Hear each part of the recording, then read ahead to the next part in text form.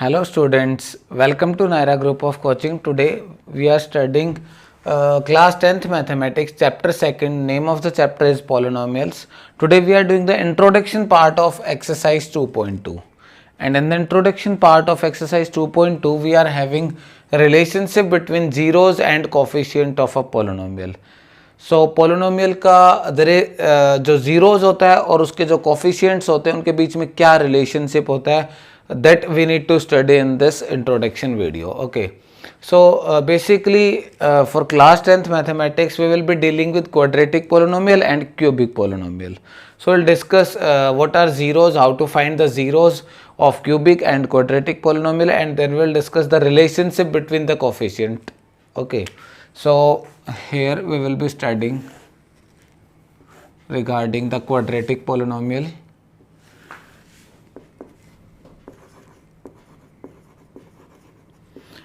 Quadratic polynomial. What is a quadratic polynomial? Basically a polynomial in which degree is 2. Okay, यहाँ पर क्या होता है, in case of quadratic polynomial the degree of the polynomial होती है वो 2 होती है. अब डिग्री क्या होती है? Degree is basically the highest power. Degree क्या होती है? Highest power. ठीक है, तो हाईएस्ट पार का आप कोई भी ऐसा कोई भी एक पॉलिनोमियल कंसीडर कर सकते हैं. एग्जांपल के लिए late us consider an example. हम एग्जांपल में स्टैंडर्ड फॉर्म लिख लेते हैं क्वाड्रेटिक इक्वेशन की. होती कैसी है देखो, ax² plus bx plus c. ठीक है, तो ये क्या है? एक क्वाड्रेटिक पॉलिनोमियल है. कैसे पता चला? Because the highest power of this entire expression और एंटायर पॉलिनोमियल इज 2. यहाँ पर देखो सबसे बड़ी पावर कितनी है? वेरिएबल कौन है यहाँ पे? कैसे रिप्रेजेंट किया जाता है polynomial in variable x? This is how we will represent a polynomial in variable x.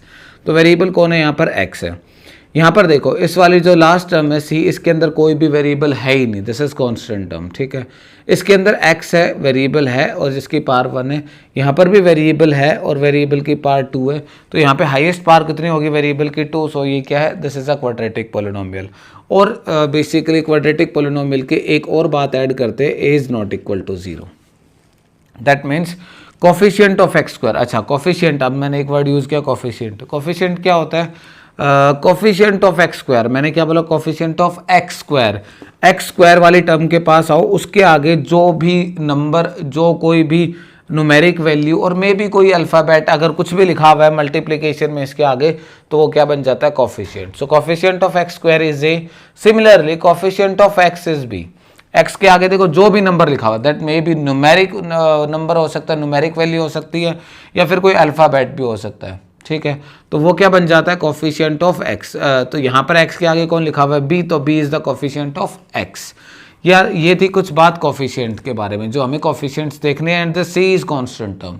ये c क्या है? कांस्टेंट टर्म है. मतलब यहाँ पर x की पावर 2, x की पावर 1 और यहाँ पर x की पावर 0. x की पावर 0 कितना होता है? 1. और 1 into कोई भी नंबर क्या होता है? That number only.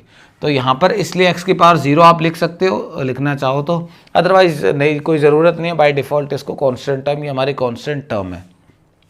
तो ये 3 कोफिशिएंट्स थे हमारे. x² का कोफिशिएंट a, x का कोफिशिएंट b और c कांस्टेंट टर्म है. ठीक है, यहाँ पर इसके बाद ये जो था, अब इसके बाद आते हैं ज़ीरोज़ के ऊपर कि ज़ीरोज़ होते क्या हैं. कोई भी क्वाड्रेटिक पॉलिनोमियल के zero are basically those values of variable x which will make the entire value of this polynomial equal to 0.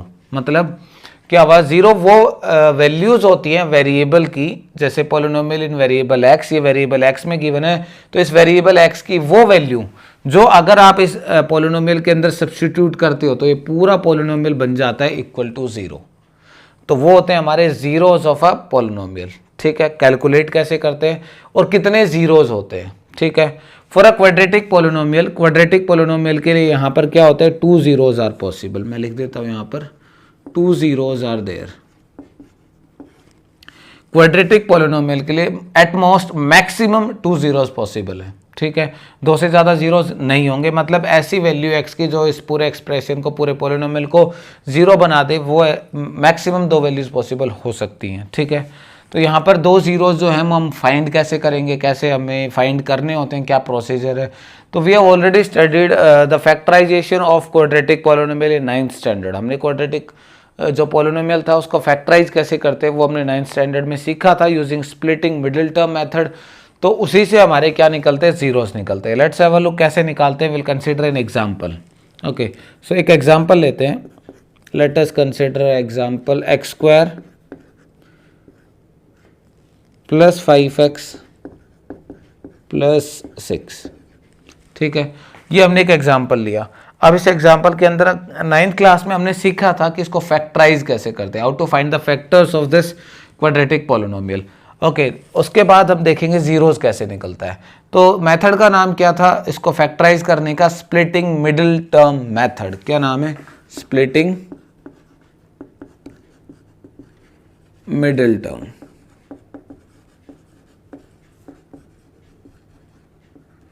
Method. इसी स्प्लिटिंग मिडिल टर्म मेथड को यूज करके हम क्या करते हैं, इसके फैक्टर्स निकालते हैं और उसी के बाद बस एक स्टेप और extra, you will get the zero. ठीक है, तो यहां पर देखो splitting middle term method. Split का मतलब होता है तोड़ना। ठीक है, स्प्लिट का मतलब होता है तोड़ना, टू डिवाइड। किसको तोड़ना है, मिडिल टर्म को। ठीक है, मिडिल टर्म यहां पर 5x है। आपको क्या करना है, इस 5x को तोड़ के लिखना है। कितने पार्ट्स में, 2 पार्ट्स में। कैसे लिखना है, देखो यहां पर सबसे पहले हमें मल्टीप्लाई करना होता है a इंटू सी को। इसको फैक्टराइज करने का इस मेथड से, स्प्लिटिंग मिडिल टर्म से, तो हमें क्या करना होता है, a और c को मल्टीप्लाई करना होता है, a और c। a कौन है, देखो यहाँ पर x स्टैंडर्ड फॉर्म थी x स्क्वायर का कोफिशिएंट, तो x स्क्वायर के आगे कौन है, कुछ भी नहीं है, दैट मीन्स बाय डिफॉल्ट 1 होता है। और c कौन है, 6 है यहाँ पर, तो 1 इंटू सी आपको चेक करना है। 1 इंटू सी कितना आया, 6 आ गया। अब आप वो पेयर सोचो, थोड़ा सा दिमाग लगा के वो सारे पेयर सोचो, वो 2 नंबर का पेयर जिनको मल्टीप्लाई करके यू विल गेट 6। ठीक है, तो ऐसे ही एक पेयर है 2 इंटू 3, इससे आपको क्या मिल जाता है, 6। और एक पेयर है 1 इंटू 6, इससे मिल जाता है। तो अब आपको देखो 6 तो मिल गया। ठीक है, अब आपको एक और क्राइटेरिया सेटिस्फाई करवाना है, इन दोनों में से किसी कौन सा पेयर सेटिस्फाई करता है। क्या है वो क्राइटेरिया, कि मिडिल टर्म आप इन दोनों नंबर्स को चाहे प्लस करो चाहे माइनस करो, इन दो को चाहे प्लस करो चाहे माइनस करो, आपको ये बीच वाला नंबर मिल जाना चाहिए। ठीक है, तो जैसे यहाँ पर देखो, अगर आप इन दोनों को प्लस करते हो, 6 + 1 करते हो अगर आप, तो 6 + 1 से आपको क्या मिल जाता है, 7 मिलता है, जबकि आपको नहीं चाहिए 7। अगर आप इन दोनों को माइनस करते हो, 6 - 1 करते हो अगर आप, तो 6 - 1 से आपको क्या मिल जाता है, 6 - 1 से हमें क्या मिलेगा, 5 मिल जाएगा। ठीक है, तो ठीक है, यहाँ से हमें एक पेयर के अंदर ये सेटिस्फाई हो रहा है। मैं 6 को क्या लिख सकता हूँ, इस 5 की जगह मैं क्या लिख सकता हूँ, 6x - 1। ठीक, इसके अलावा हम इसके लिए चलते एक बार ट्राई कर लेते हैं इसके लिए भी। तो यहाँ पर देखो इन दोनों नंबर से मल्टीप्लाई करके मुझे 6 मिल रहा है।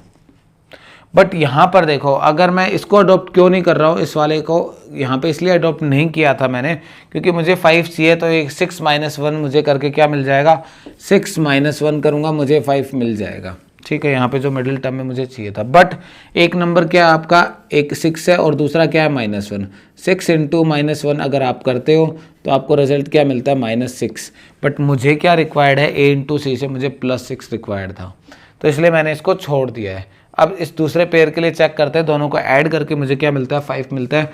तो ठीक है, मुझे 3 + 2 करके 2 + 3 करके मुझे 5 मिल जाएगा, और दोनों नंबर को मल्टीप्लाई करके 3 इंटू 2 मुझे प्लस का 6 भी मिल रहा है। तो मैंने ये अडॉप्ट कर लिया। तो हम इसको कैसे लिख सकते हैं, अब x स्क्वायर 5x की जगह, मेथड का नाम है स्प्लिटिंग मिडिल टर्म। तो हमने वो 2 नंबर्स फाइंड कर लिए हैं जिसके अंदर मैं इस 5x को तोड़ सकता हूँ, इसको स्प्लिट करके लिख सकता हूँ। ये 6 ऐसे की ऐसे रहेगा, ये स्टार्टिंग फर्स्ट टर्म ऐसी रहेगी। This 5 can be written as 2x + 3x। आप ऐड करके देख सकते हो 2x और 3x को, again you will gate 5x only. मैंने बस इसको थोड़ा स्प्लिट करके लिखा है, बाकी क्वेश्चन सेम है एग्जैक्टली। ठीक है, स्टार्टिंग के 2 नंबर से हम कुछ कॉमन लेंगे। ठीक है, कॉमन लेंगे, क्या लेंगे, यहाँ से कंफर्म होता है स्टार्टिंग के 2 नंबर से, ये बात कंफर्म, इट्स कंफर्म कि आपका जो वेरिएबल x है वो पक्का आपका कॉमन आएगा। जो आपका वेरिएबल है वो यहाँ पे फर्स्ट टर्म से पक्का आएगा, नंबर आए या ना आए लेकिन वेरिएबल पक्का आएगा। ठीक है, तो यहाँ पे बचा क्या, x + 2। इसके बाद जो लास्ट की 2 टर्म बच गई हैं अब आपकी, अब यहाँ के 2 टर्म से हमने कुछ कॉमन लिया और यहाँ के लास्ट के 2 टर्म से कुछ कॉमन लेना है। क्या कॉमन लेना है, देखो एक बार, यहाँ से कुछ कॉमन आ रहा है, यहाँ से आखिरी 2 टर्म से, लास्ट 2 टर्म से कभी भी वेरिएबल कॉमन नहीं आएगा। नंबर कोई कॉमन आ रहा है तो ठीक है, वरना 1 हमेशा कॉमन आता है। तो यहाँ से देखो 3 कॉमन आ रहा है तो 3 कैन बी टेकन कॉमन, ये 3 बाहर आ गया तो यहाँ बचा ओनली x। यहाँ 6 था, 6 का मतलब क्या होता है 3 इंटू 2 लिख सकते हो, ये 3 बाहर ले लिया तो आपके पास बचा क्या 2 बचा ओनली। ठीक है, तो अब इसके बाद क्या करना है, अब इस यहाँ पर ये जो एक्सप्रेशन मिला है इसमें टर्म्स कितने हैं total, how many terms are there, basically यहाँ पर 2 टर्म्स है only. Terms are basically separated by plus और माइनस। तो यहाँ पर देखो ये वाला जो ब्रैकेट और ये एक्स है मल्टीप्लाई में है तो ये क्या होंगी, एक ही टर्म है। सिमिलरली ये भी ब्रैकेट और इसके साथ मल्टीप्लाई में तो ये भी एक ही टर्म है। अगर आपको टर्म समझना है तो terms are separated by plus और माइनस, जैसे प्लस और माइनस आएगा तो नई टर्म बनती है। And the plus and minus of bracket are never considered, जो ब्रैकेट के अंदर कुछ भी टर्म उनको देखने की जरूरत नहीं होती, उसमें प्लस हो माइनस हो कुछ भी हो। ठीक है, तो ये दोनों, ये और ब्रैकेट मल्टीप्लाई था, लास्ट में पहुंच जाओ बिल्कुल ब्रैकेट के, क्योंकि मल्टीप्लाई के अंदर कुछ नहीं देखना होता है, मैं टर्म्स को आइडेंटिफाई करने के लिए। प्लस आया तो इसके पहले एक टर्म इसके बाद में, तो 2 टर्म्स आर देयर।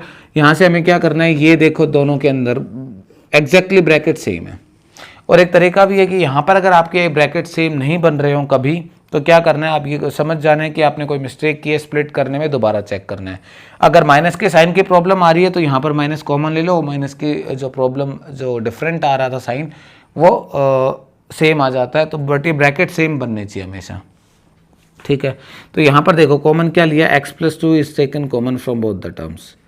यहाँ से और यहाँ से कॉमन लिया तो यहाँ पर क्या बचा, ओनली x बचा, यहाँ पर क्या बचा +3 बचा, तो ये क्या हो गया इक्वल टू 0। यहाँ पर इसको इक्वेट करते चलो 0 के। ठीक है, तो यहाँ से देखो अब इन दोनों नंबर को हम क्या फाइंड कर रहे हैं, we are finding basically we are finding the zeros. क्या फाइंड कर रहे हैं, जीरोस फाइंड कर रहे हैं इस क्वाड्रेटिक इक्वेशन का। मतलब जीरो क्या होता है, वो वैल्यू वेरिएबल एक्स की जो इस पूरे पॉलिनोमियल के वैल्यू को इक्वल टू कर देती है, जीरो के बराबर बना देगी। So that's why we are putting this entire expression equal to zero, क्योंकि हमें जीरो फाइंड करना है, तो वो वैल्यू फाइंड करनी है एक्स की जो इस पूरे एक्सप्रेशन को जीरो बना दे, तो इसलिए हमने इसको जीरो के बराबर रखते हैं। सो यहाँ पर देखो एक ब्रैकेट ये रहा और एक ब्रैकेट ये रहा, इन दोनों को मल्टीप्लाई करके मुझे अल्टीमेटली मिल क्या रहा है, जीरो। तो क्या पॉसिबिलिटीज है जीरो, किसी भी दो नंबर को मल्टीप्लाई करके जीरो कब मिलता है, when any one of these two number is equal to zero और both the numbers equal to zero. अगर आप जैसे 5 इंटू 0 करोगे तभी तो आपको जीरो मिल सकता है, या फिर 0 इंटू आप 7 करोगे तभी तो मिल सकता है, या फिर 0 इंटू 0 करोगे तभी तो जीरो मिल सकता है। तो एक नंबर तो इन दोनों में से जीरो है या फिर दोनों नंबर जीरो है, तो हम यही पॉसिबिलिटी लेके चलते हैं कि ये नंबर भी जीरो हो सकता है, ये भी जीरो हो सकता है, कोई भी हो सकता है। तो हम इंडिविजुअली इनको सब्स्टिट्यूट करेंगे दोनों को इक्वल टू जीरो के। ठीक है, तो देखो अब हमें क्या करना है, ये दोनों को मल्टीप्लाई करके जीरो आ रहा है, तो मैं क्या लिखूंगा x+2 इक्वल टू जीरो, और यहाँ पर हम लिख सकते हैं x+3 इक्वल टू जीरो। ठीक है, तो इंडिविजुअली हमने इनको जीरो के बराबर रख लिया है। तो अगर हम इंडिविजुअल इनको जीरो के इक्वल रखा है तो देखो x की वैल्यू क्या आएगी, x इज इक्वल टू, यहाँ पर सब्स्टिट्यूट करा -2 आ गया, उधर लेके जाऊंगा और यहाँ पर x को उधर लेके, इस 3 को उधर लेके गए तो इट विल बिकम -3। तो x की वैल्यू एक तो आई है -2 और एक आई है -3। कब आई है ये वैल्यू, जब आपने इस पूरे एंटायर एक्सप्रेशन को इक्वल टू रखा था जीरो के। तो यही दो क्या है आपके जीरोस है, तो यही दो वैल्यूज x की वैल्यू -2 और -3 ये क्या है इस पॉलिनोमियल के जीरोस है। ठीक है, तो यहां पर देखो आप हम कैसे कंसिडर करेंगे इनको, तो इनको रिप्रेजेंट करने के लिए कि ये x की वैल्यू ये हो सकती है, ये हो सकती है, तो इसके लिए हमने एक सिंबल अडॉप्ट किए हुए कि इनको जो जीरोस को है, zeros are basically represented as let alpha and beta be the zeros of given polynomial। हम शुरू में क्या मान लेंगे कि जो गिवन पॉलिनोमियल था इसके दो जीरोज है, वो अल्फा और बीटा मान लिया। तो बेसिकली आप इसको अल्फा मान लो, इसको बीटा मान लो, या फिर इसको बीटा अल्फा कुछ भी मान लो, कोई फर्क नहीं पड़ता है। तो जो इसके दो रूट है इनको रिप्रेजेंटेशन देने के लिए अल्फा की वैल्यू आपने मान ली क्या, अल्फा की वैल्यू -2 मान ली, बीटा की वैल्यू आपने क्या मान ली -3। ये दो हो गए आपके जीरोस। ठीक है, अभी हमने ये देख लिया कि ये जीरोस क्या थे। अगर आप एक बार वेरीफाई करके देखना चाहते हैं कि जीरो एक्चुअल में है या नहीं, आप x की वैल्यू ये जो -2 है, ये -2 अल्फा की वैल्यू आप इस एक्सप्रेशन में रख के देख लो, ये पूरा एक्सप्रेशन जीरो बन जाएगा। चाहे तो आप -3 रख के देख लो इस एक्सप्रेशन में, x को रिप्लेस कर दो, -3 से पूरा जीरो बन जाएगा। एक बार करके दिखा देता हूँ मैं आपको, so that you will feel कि हाँ ये जीरो है। ऐसे फाइंड करते हैं जीरो। सो देखो x² + 5x + 6 ये दिया हुआ है, ठीक है। क्या दिया है? पोलिनोमियल इन वेरिएबल x, पोलिनोमियल इन वेरिएबल x ये दिया हुआ है। x की वैल्यू क्या है? -2 एक बार सब्स्टिट्यूट करके देख लेते हैं। p -2 सब्स्टिट्यूट करा, इक्वल टू की जगह equal to polynomial when x is equal to -2, ठीक है, ऐसे रीड करेंगे। तो x को जब आपने -2 मान लिया तो आगे भी रिप्लेस कर दो, -2 का स्क्वायर + 5 -2 + 6 आया क्या? -2 का square is +4 and 5 into -2 it will B -10 + 6। 4 + 6 कितना हो गया? 10 -10, ये 10 ऐसा ही आ गया। कितना आ गया? 0। 10 - 10 इज 0। सो देखो यही है जीरोस, इनको बोलते, इसलिए इनको बोलते हैं जीरोस। ये इस वेरिएबल x की वो वैल्यू है जो इस पूरे पोलिनोमियल को जीरो बना सकती है अगर हम इसकी वैल्यू यहाँ पुट करते हैं, सब्स्टिट्यूट करते हैं तो, ठीक है। सो ये थे जीरोस, ठीक। तो मैक्सिमम कितने जीरोस है क्वाड्रेटिक इक्वेशन के? 2 zeros are possible for a quadratic equation. अब हम पढ़ते हैं कोफिशिएंट के बारे में, क्या रिलेशनशिप है इन दोनों के अंदर, ठीक है। सो ये मैं इरेज कर रहा हूँ। अब हम इस्टेब्लिश करते हैं रिलेशनशिप इसके कोफिशिएंट्स और उनके लिए, ठीक है।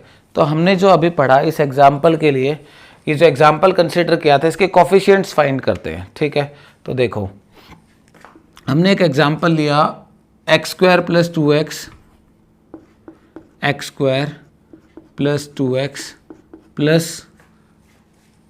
x² + 5x + 6, ये एग्जाम्पल लिया, ठीक। स्टैंडर्ड फॉर्म के साथ जरा कंपेयर करके इसके कोफिशिएंट फाइंड करते हैं। तो स्टैंडर्ड फॉर्म क्या होती है? देखो ax² + bx + c, यही थी स्टैंडर्ड फॉर्म। यहाँ से आप कंपेयर करके a b c की वैल्यू फाइंड करो। a क्या है हमारा? ये देखो a कौन होता है? कोफिशिएंट ऑफ x², जो x² के जस्ट आगे, यहाँ पर कुछ नहीं है, दैट मीन्स 1 है। और b की वैल्यू क्या है? जो x का कोफिशिएंट है, जो x के आगे नंबर लिखा हुआ है वो क्या है? b। तो x के आगे यहाँ पर कौन है? 5। So this is coefficient of x, that is b। और c कॉन्स्टेंट टर्म c कितना है? 6 है यहाँ पर। तो आपने आइडेंटिफाई कर लिया है इन तीनों को, ठीक है। अब हमें क्या करना है, एक बार जरा जो हमने जो रूट्स निकाले थे, जो हमारे ये रूट्स आए थे, ठीक है, जो ये रूट्स थे, इनको एक बार ऐड करके देखते हैं। एक बार इनको ऐड करके देखते हैं। That means we are finding alpha plus beta, sum of roots हम फाइंड कर रहे हैं। तो अल्फा प्लस बीटा से क्या मिल रहा है हमें? -2 एंड यहाँ पर देखो -3। तो क्या मिल गया मुझे? -5 आ गया, ठीक। एक बार हम क्या करते हैं, प्रोडक्ट ऑफ रूट फाइंड करते हैं। अल्फा इंटू बीटा एक बार फाइंड करके देखते हैं। अल्फा कितना है? -2 एंड -3। -2 अल्फा है, बीटा है -3। मल्टीप्लाई करोगे 3 into 2 6, minus into minus is plus. So product of root कितना आ गया? 6 आ गया। अब एक बार कंपेयर करके देखो आप, यहाँ पर सम ऑफ रूट्स इनमें से किससे रिजेंबल हो रहा है? प्रोडक्ट ऑफ रूट इनमें से किससे रिजेंबल हो रहा है? ठीक है, तो देखो सम ऑफ रूट्स का हमारे पास जो सम ऑफ रूट्स है, सम ऑफ रूट्स जो आया है आपका वो आया -5। ठीक, अब ये -5 आया कैसे है या क्या है, इसके बारे में क्या रिलेशनशिप है? तो एक और तरीका है सम ऑफ रूट्स निकालने का, एक और तरीका है हमारे पास। We are having one more method. तो सम ऑफ रूट्स,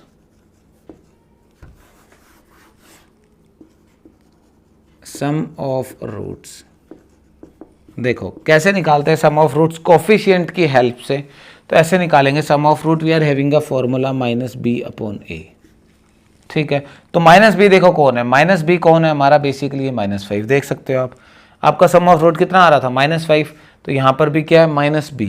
तो अगर आप रिप्लेस करते हो इक्वल टू, मैंने ये माइनस की जगह फॉर्मूले का माइनस रखा, 5। b क्या है? b की वैल्यू क्या है? 5 अपॉन a क्या है आपका? a है जस्ट हमारा 1, तो हमने रखा 1। तो ये कितना आ गया? सम ऑफ रूट्स की वैल्यू कितनी आई? -b/a से अगर मैं फाइंड करता हूँ तो ये कितनी आई? -5/1। यही यहाँ पर आ रही थी, यही तो वैल्यू यहाँ से आई थी जब हमने स्प्लिट करके मिडिल टर्म को, उस मेथड को अडॉप्ट करके अल्फा और बीटा की वैल्यू निकाली, रूट दो जीरोज है उसकी वैल्यू निकाली, और जो जीरोज को जब ऐड किया तो मुझे -5 मिला। और इस मेथड से भी मुझे यही मिल रहा है। किस मेथड से? जब मैंने सिंपल कोफिशिएंट्स को कंपेयर करा, उनकी वैल्यूज फाइंड करी और -b/a। तो ये अगर जब पुट करा मैंने माइनस बी क्या है कोफिशिएंट ऑफ एक्स, ए क्या है कोफिशिएंट ऑफ एक्स स्क्वायर, तो इस तरह से जब हमने किया तो दोनों केसेस में हमें क्या मिल रहा है, सेम मिल रहा है। तो एक रिलेशनशिप है देखो रूट्स के अंदर और कोफिशिएंट्स के अंदर।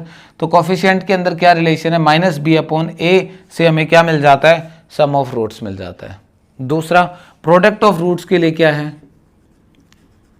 प्रोडक्ट ऑफ रूट्स, ओके हमने उधर फाइंड करा था ये प्रोडक्ट ऑफ रूट्स, कितना मिला है हमें, 6 मिल गया प्रोडक्ट ऑफ रूट। तो ये प्रोडक्ट ऑफ रूट से जो हमें 6 मिला था ये हमें कोफिशिएंट्स को हेल्प से कैसे मिल सकता है, तो आप देख सकते हो यहाँ पर है कोफिशिएंट C6 है, मुझे प्रोडक्ट ऑफ रूट 6 मिल रहा था तो वहाँ पे C6 है, इसका मतलब है C का कुछ इन्वॉल्वमेंट है, ठीक है। तो यहाँ पर देखो प्रोडक्ट ऑफ रूट्स कैसे निकालेंगे, प्रोडक्ट ऑफ रूट्स सिंपल है, C मुझे दिख रहा है यहाँ पर कि C है यहाँ पर कि 6 मिल जाएगा तो C अपॉन A, ये सिंपल फार्मूला है। तो यहाँ पर ये फार्मूला जस्ट आपको याद कर लेना है कि product of root is given by C upon A, C और A क्या है, कोफिशिएंट्स हैं, बेसिकली कांस्टेंट टर्म है और ये कोफिशिएंट ऑफ एक्स स्क्वायर। तो हम ऐसे भी याद रख सकते हैं कि प्रोडक्ट ऑफ रूट्स कैसे निकालते हैं, constant term upon coefficient of x square, और यहाँ पर क्या होगा, basically coefficient of x upon coefficient of x square. तो आपको ये थोड़ा सा याद करना पड़ेगा, product of root is given by C upon A, sum of root is given by minus B upon A।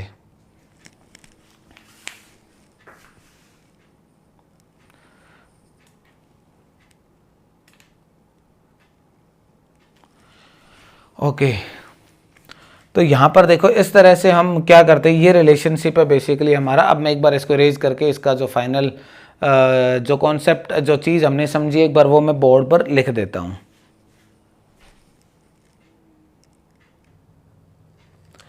Okay so यहाँ पर देखो ये है हमारी क्वाड्रेटिक इक्वेशन की स्टैंडर्ड फॉर्म। तो जो रिलेशनशिप देखा था हमने क्वाड्रेटिक इक्वेशन के जो कोफिशिएंट्स को देख के हम कैसे निकाल सकते हैं कि इसका सम ऑफ रूट्स और प्रोडक्ट ऑफ रूट कैसे हो क्या होगा। तो देखो sum of roots is given by minus B upon a. B कौन होता है सबसे पहले यहाँ पर, और इसको इस फॉर्म में लिख सकते हैं माइनस, ये माइनस एज इट इज आ गया। बी कौन है, देखो बी कौन है, कोफिशिएंट ऑफ एक्स। एक्स के आगे मल्टीप्लाई में जो भी नंबर, जो कोई भी अल्फ़ाबेट कुछ भी लिखा हुआ उसका कोफिशिएंट होगा। तो जैसे यहाँ बी लिखा है एक्स के आगे, कोफिशिएंट एक्स का बी है तो यही इसका क्या बन गया, माइनस बी अपॉन ए। तो यही हमें क्या लिखना है यहाँ पे, minus coefficient of x upon a कौन है, कोफिशिएंट ऑफ एक्स स्क्वायर। देखो एक्स स्क्वायर का जो कोफिशिएंट है वो ए है, तो क्या हो गया कोफिशिएंट ऑफ एक्स स्क्वायर। तो ये रिलेशनशिप है हमारा जीरोज या फिर ओके एक चीज़ और, जो जीरोज और रूट्स होते हैं दे आर एग्जैक्टली सेम। आप जीरोज बोलो या फिर रूट्स बोलो एक ही बात है, ठीक है। जीरोज और रूट्स एक ही चीज़ के दो नाम दिए गए कि वो वैल्यू वेरिएबल एक्स की जो इस एंटायर पॉलिनोमियल की वैल्यू बना देगी इक्वल टू 0 अगर सब्सटीट्यूट की तो वेरिएबल की जगह, ठीक है। तो यहाँ पे sum of roots, sum of zeros भी बोल सकते हो, सम ऑफ रूट्स और sum of zeros minus B upon a या फिर minus coefficient of x upon coefficient of x square, ऐसे फाइंड करेंगे। प्रोडक्ट ऑफ रूट्स या फिर जीरोज कैसे फाइंड करेंगे, सी अपॉन ए से। अब सी कौन है, देखो स्टैंडर्ड फॉर्म के अंदर कांस्टेंट टर्म है, तो यहाँ लिख सकते हो आप कांस्टेंट टर्म अपॉन, नीचे हमेशा यही आएगा यही वाला नंबर जो कोफिशिएंट ऑफ एक्स स्क्वायर है, तो यहाँ पर क्या आ गया कोफिशिएंट ऑफ एक्स स्क्वायर, ठीक है। तो या तो देखो दो तरीके हो गए हमारे पास अब सम ऑफ रूट्स या फिर प्रोडक्ट ऑफ रूट्स निकालने के लिए। फर्स्ट मेथड जो हमारी ये क्वाड्रेटिक इक्वेशन थी, पहले स्प्लिट करो इसको मिडिल टर्म मेथड से अडॉप्ट करके, फिर इक्वल टू 0 इक्वेट करो उसको और वहाँ से आपको एक्स और वाई की दो वैल्यू मिलेगी, फिर उनको ऐड निकाल लो तो that is sum of roots और सम ऑफ जीरोज, फिर या फिर उनका प्रोडक्ट निकालोगे तो you will get the product of zeros और प्रोडक्ट ऑफ रूट्स। या फिर दूसरा मेथड क्या है, just by looking at their coefficient we can find out the sum of roots and product of roots. आप जस्ट क्या करोगे, उसके कोफिशिएंट्स जो हैं उनको इस फैशन में अरेंज किया, माइनस बी अपॉन ए किया तो आपको सम ऑफ रूट मिल जाएगा। प्रोडक्ट ऑफ रूट निकालना है तो constant term upon coefficient of x square किया, then you will get the product of roots, ठीक है। तो ये था हमारा क्वाड्रेटिक इक्वेशन के बारे में कि क्या रिलेशनशिप है उसके कोफिशिएंट्स और जीरोस के अंदर, ठीक है। जीरोज को आप ऐड करोगे तो कुछ नंबर मिलेगा, तो वही नंबर आपको कोफिशिएंट को माइनस बी अपॉन ए से अरेंज करके तो भी मिल जाएगा। Now we will study regarding the cubic polynomial. We will study regarding the relationship between zeros and coefficient for cubic polynomial. Now first of all, what is cubic polynomial? Basically cubic polynomial is a polynomial in which degree is equal to 3. Degree क्या होगी यहाँ पर? Degree must be equal to 3. What does it means? कि जो highest power है, जो highest power होगी, जो एक्सप्रेशन जो पॉलिनोमियल आपको गिवन है उसमें क्या होगी, वो सबसे बड़ी पावर 3 होनी चाहिए. So what is the standard form of cubic polynomial? So ax cube. Why we are taking x cube only? Because cubic polynomial is a polynomial in which highest degree is equal to 3. After that we are having plus bx square, cube के बाद square वाली term, plus cx plus d is equal to 0. Or no need to write equal to 0. This is a cubic polynomial because the highest power of the variable is 3. This polynomial is given as polynomial in variable x and where a is not equal to 0. यहाँ पर a 0 के बराबर नहीं होना चाहिए. If the coefficient of x cube that is a will become equal to 0, on that case ये तो पूरी टर्म 0 होगी. फिर बचा क्या? bx square plus cx plus d. अब ये it will not going to remain cubic polynomial anymore because यहाँ पर ये quadratic equation में convert हो जाएगी. So a should not be equal to 0. Now we will come to zeros. So how many zeros are possible for a cubic polynomial? For a cubic polynomial 3 zeros are possible. Why? Because number of zeros are always equal to degree of a polynomial. Okay, so number of zeros कितने होंगे यहाँ पर? Number of zeros ये होंगे 3. Why 3 only? Are equal to number of zeros are equal to degree of a polynomial. ठीक है. यहाँ पे नंबर ऑफ जीरोज 1 हो सकते हैं, 2 हो सकते हैं, 3 हो सकते हैं, but not more than 3. At most 3 हो सकते हैं. ठीक है. So now we will study regarding the relationship between coefficient and zeros. Now how to find the sum of zeros for cubic polynomial? That is alpha plus beta plus gamma. ठीक है. Alpha beta gamma क्या है यहाँ पर? So alpha beta gammas are the zeros. Let alpha beta and gamma are the zeros of the given polynomial. So इसका सम कैसे निकालेंगे for cubic polynomial? Relationship coefficient के हिसाब से कैसे फाइंड आउट करेंगे? सो उसके लिए फॉर्मूला है माइनस बी अपॉन ए. ठीक है. आप देख सकते हो माइनस बी कहाँ है. If you will compare the given cubic polynomial with the standard form, you will come to know B क्या है. देखो बी है एक्स स्क्वायर का कोफिशिएंट, वो नंबर जो मल्टीप्लीकेशन में लिखा हुआ है एक्स स्क्वायर के आगे. ठीक है. सो उसका आपको नेगेटिव माइनस साइन आपको लेना है. Minus B upon A, what is A coefficient of X cube. ठीक है. तो आप ये भी लिख सकते हैं यहाँ पर minus coefficient of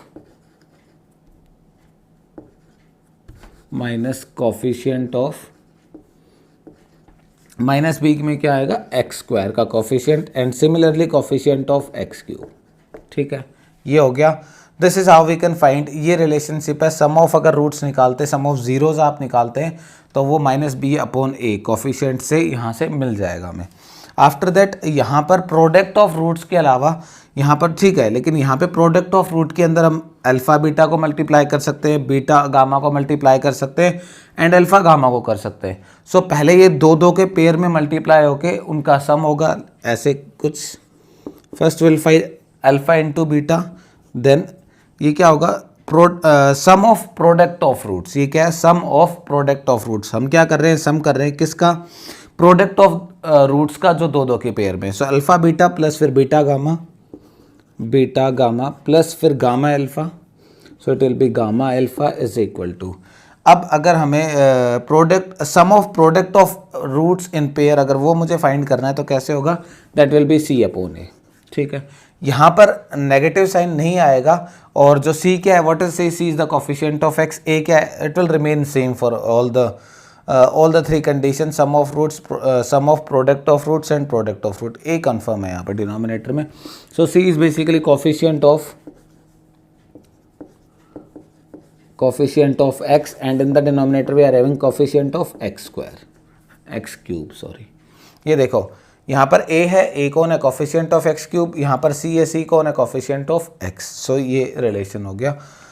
now we are having product of roots that is alpha into beta into gamma. ठीक है, product of roots is basically given by, ये कैसे मिलेगा, ये मिलेगा d अपॉन a से। d अभी तक एक ऐसा कांस्टेंट जो टर्म थी, ये अभी तक ऐसी बची हुई थी जो हमने अभी तक कहीं भी यूटिलाइजेशन इसका नहीं हुआ था, कहीं यूज़ नहीं हुई थी। सो ये यहाँ पर आता है। सो इट विल बी, और यहाँ पर सॉरी माइनस और आएगा, फर्स्ट सम ऑफ रूट्स में और फाइनली प्रोडक्ट ऑफ रूट्स में ऑल्टरनेट चलेगा। ये पहले नेगेटिव फिर पॉजिटिव फिर नेगेटिव, ये सीक्वेंस याद रखना है, पहले सम लास्ट में प्रोडक्ट और बीच में sum of product of two roots. तो यहाँ पर ये माइनस डी अपॉन ए। ठीक है, ए यहाँ पर भी सेम है।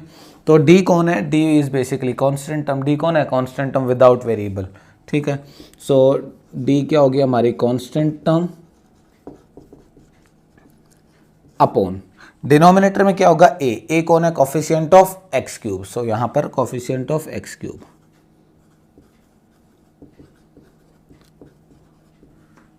Now we will start with, in our next video we will start with the questions of exercise 2.2. Thank you.